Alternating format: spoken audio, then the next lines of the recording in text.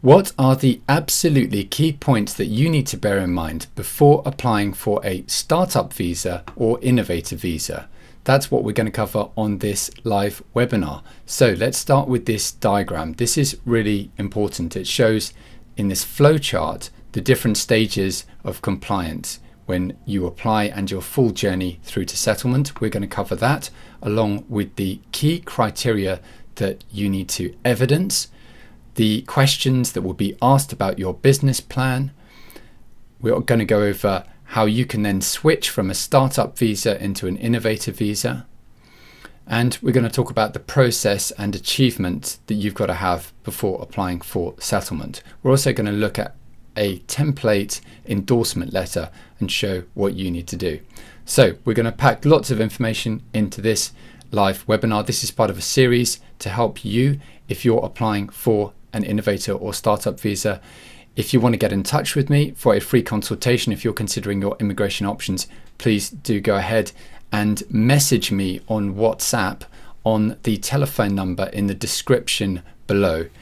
If you're watching this elsewhere, just Google Tom Bradford Innovator Visa or Tom Bradford Startup Visa and you'll get my details. So let's make a start.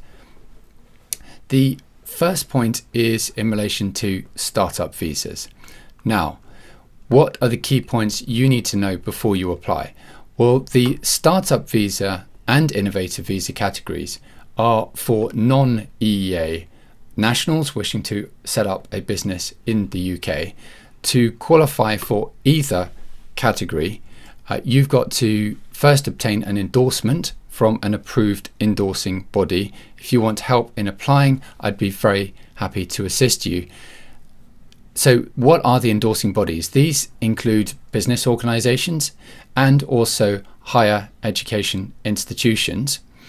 Endorsement is based on the principle that it's endorsing bodies rather than the Home Office who are best placed to assess and identify innovative business ideas and talent. For the startup visa category, it's essentially for early stage but high potential entrepreneurs who are starting a business in the UK for the first time. They may have already begun setting up their business, but it should not have commenced trading. And that's a really important point. You've got to make sure that you don't incorporate first and then apply, because you could disqualify yourself by doing so. Successful applicants can bring their family members, so your spouse, partner or children under 18 to the UK, and at the end of the 2 years you switch into the innovator visa to extend your stay and develop your business in the UK. So the startup visa is a one-off 2-year visa during which you spend the majority of your time developing your business, but you can also take on work outside of your business to support yourself.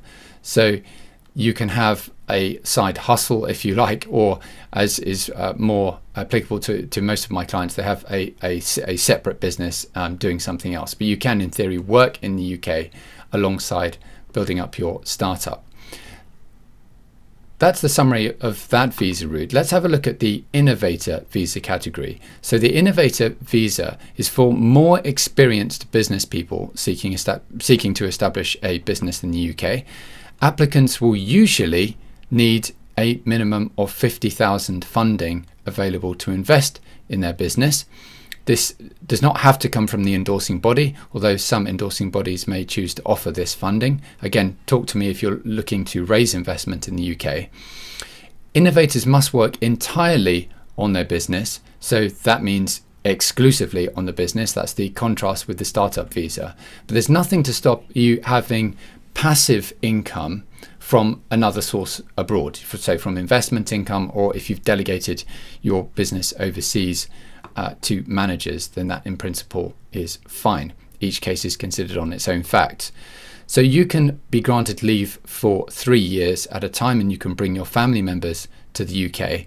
After 3 years, you as an innovator can apply to extend your stay for a further 3 years or settle permanently in the UK. So there's an important difference there. So the startup visa cannot be extended, but the innovator visa can. So if you're considering applying and you're considering your options between the two, an important decision is what to go for immediately, given that eventually you're going to need to switch into the innovator visa in order to settle in the UK.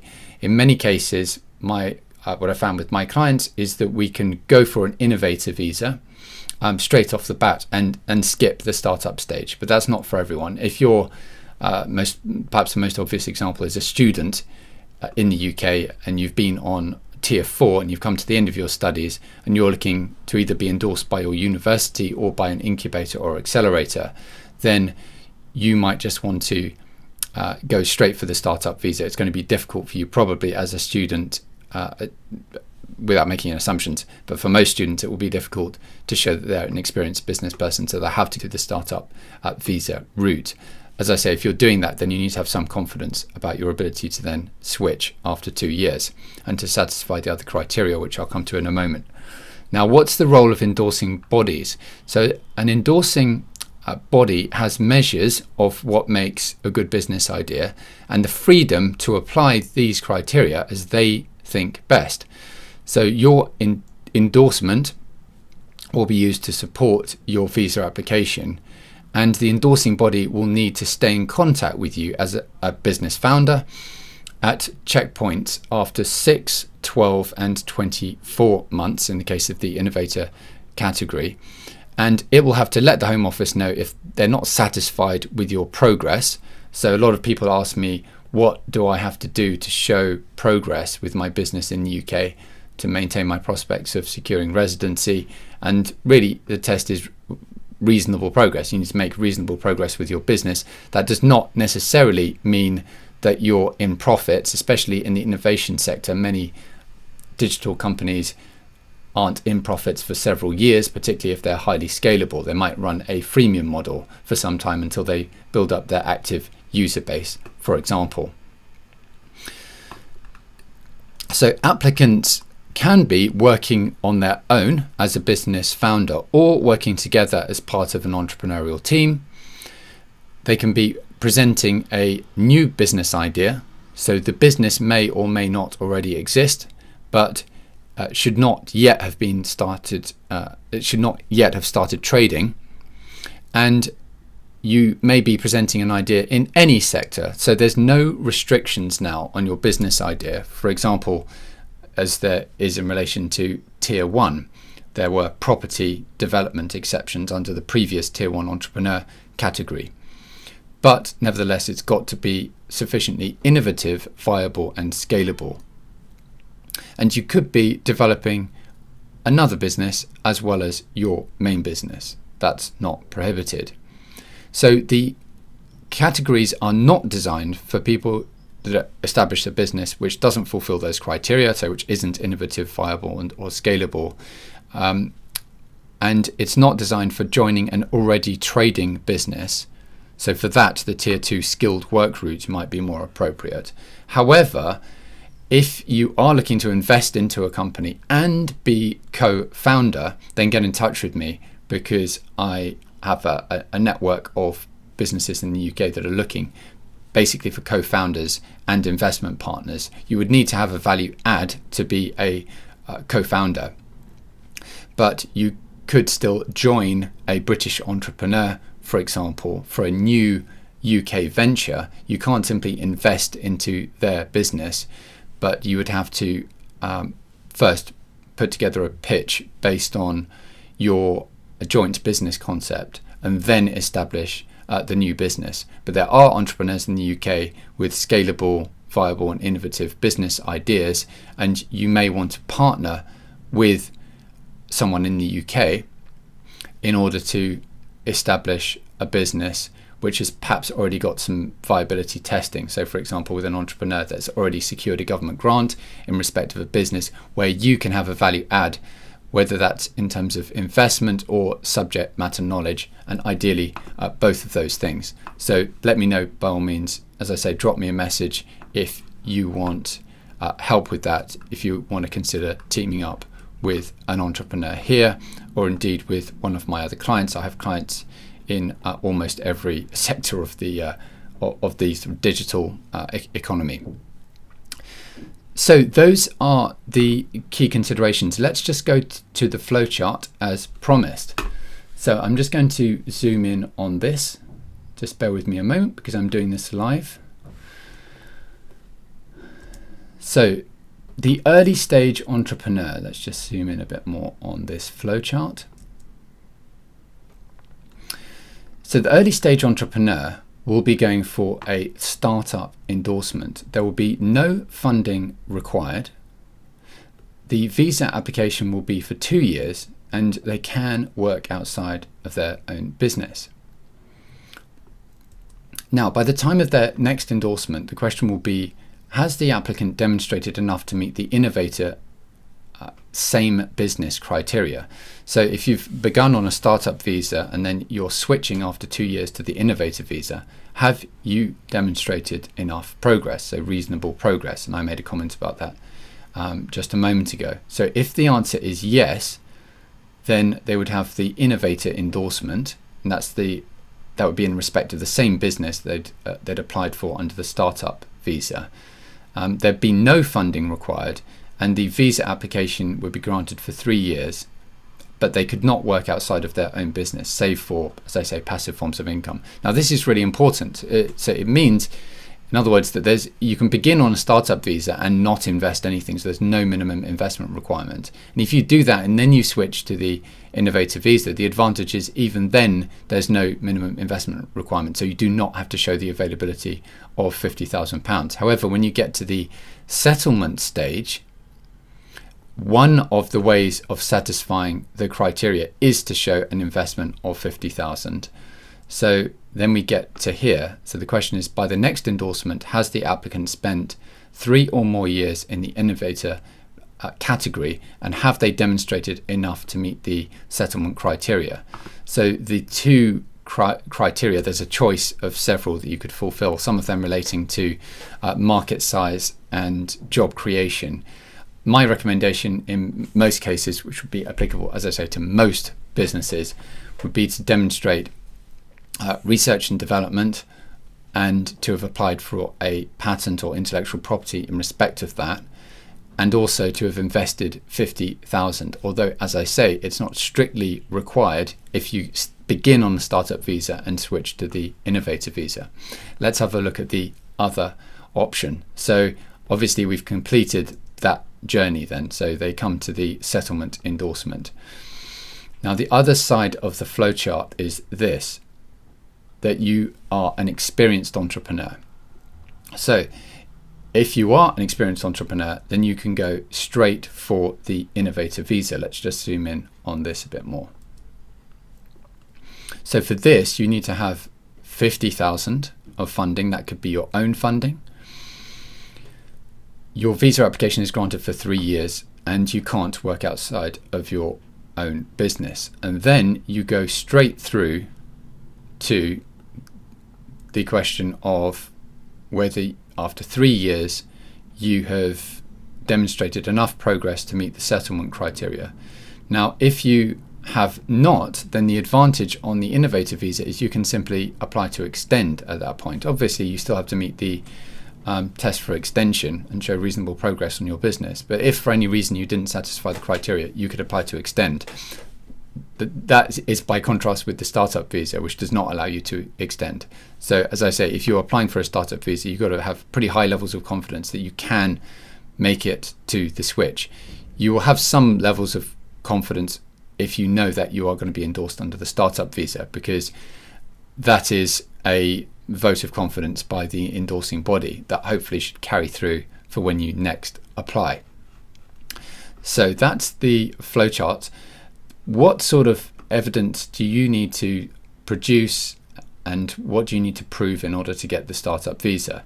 You've got to show that you have a genuine original business plan that meets new or existing market needs and or creates a competitive advantage. Now, in my last video, which you can see in my suggested videos below, or if you subscribe to my channel, I went over some example business plans, including e-learning and software as a service products. So I spoke about innovation, and I won't repeat that here. Next, viability.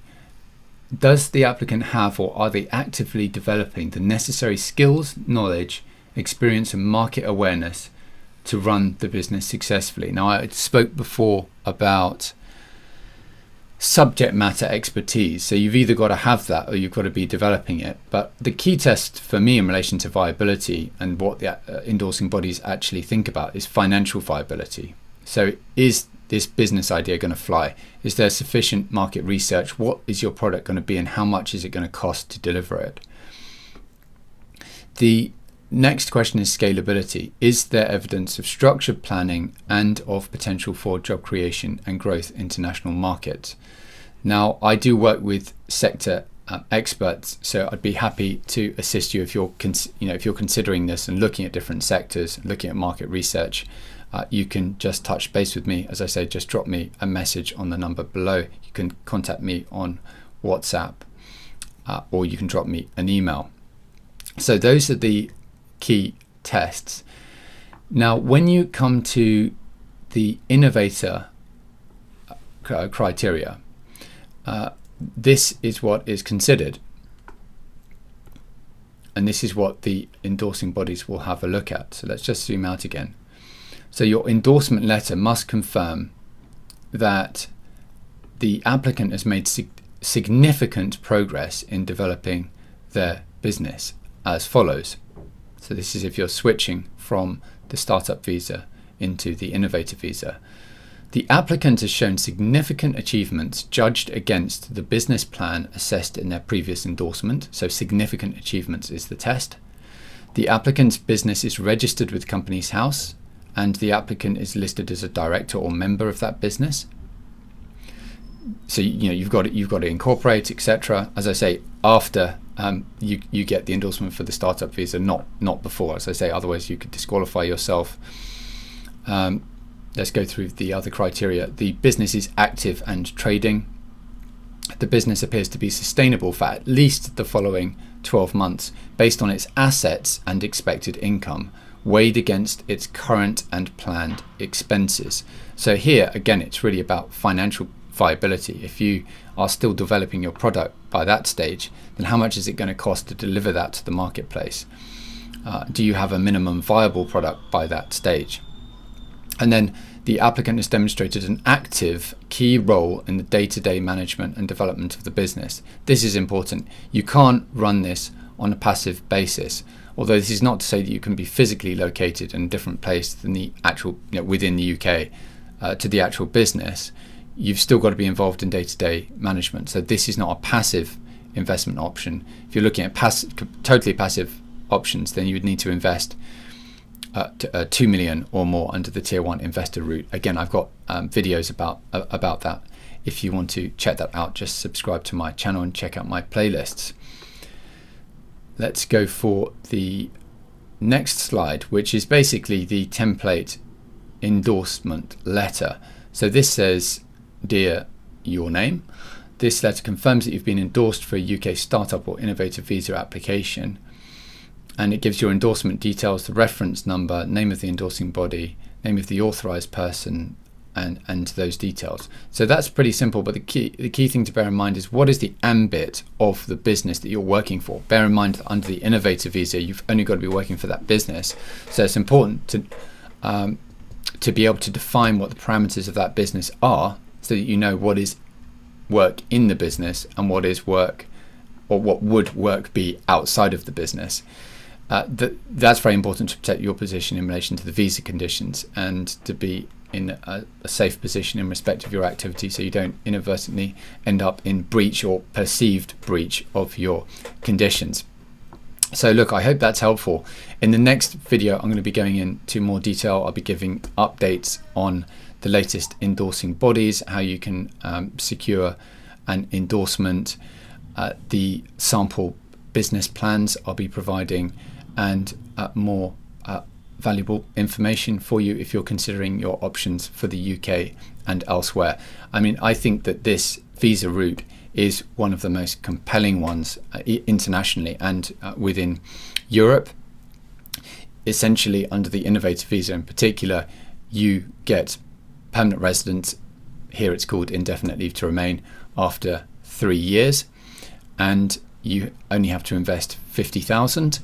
That compares very favourably with the other international routes, including Portugal, Ireland, even the Caribbean routes. Obviously, they're not necessarily comparable, but you have to invest, much more under those visa routes. I think in terms of citizenship by investment and residency by investment, Greece offers currently one of the cheapest residency by investment routes, but really the UK continues to be very attractive to many applicants. And if you are an entrepreneur or investor and you've got a particular interest in the digital or technology sector, or you have an existing successful business that has an innovative element to it, then this is definitely worth considering. Thanks very much for your time, and I'll see you in the next video.